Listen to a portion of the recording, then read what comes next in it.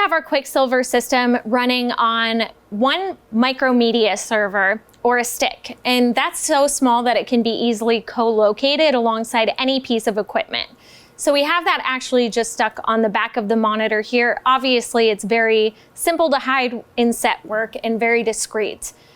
That then communicates wirelessly with our Tea Party show controller. So you have reduced infrastructure because now you're not running cable to every individual exhibit. So we have one server. As you can see, it's on one display, but we have two separate graphic panels here, and they are individually controllable. In fact, we can have up to 4 different graphics panels running on one display. So when you think about implementing that on a projector, now we're using one projector where we would typically otherwise have to use 4 projectors for 4 different exhibits. So obviously that's a significant cost savings. Being able to keep graphics simple appeals to modern audiences as well. They like simpler graphics, and we can accommodate up to 100 different languages using this system.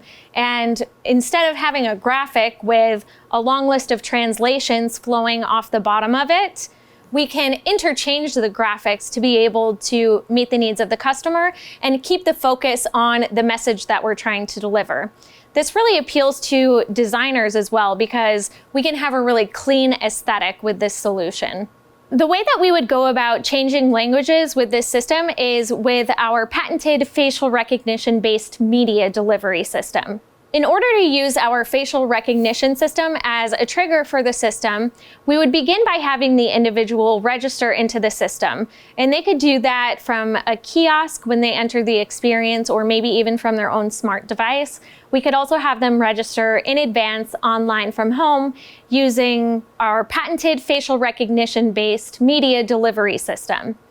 In order to use our facial recognition system as a trigger, we would begin by having the guest register into our system. And they could do that using a kiosk, using a smart device, or they could even register in advance online from home, maybe when they purchase their tickets. Once they've registered into the system, added a photo, and indicated their preferences, which include language, ADA needs, a number of other things you might want to program into there. As soon as they approach an exhibit, the system would be able to recognize them, could refer back to their preferences, and then could deliver them personalized media.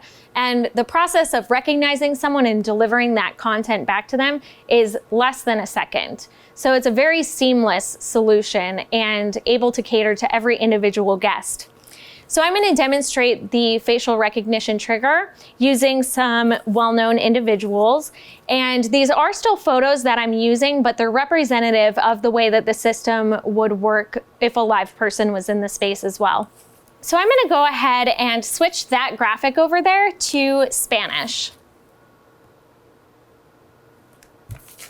So as you can see, we've changed the title on the graphic over to Spanish, and we still have the English version on this side. But let's put another language over there. Let's switch to Russian. So as you can see, the two sides are individually controllable. When we change the language on one side, it does not affect the other at all. And again, this can be done with up to 4 independent graphics panels. Now I have Angela Merkel, and we'll change over to German for her.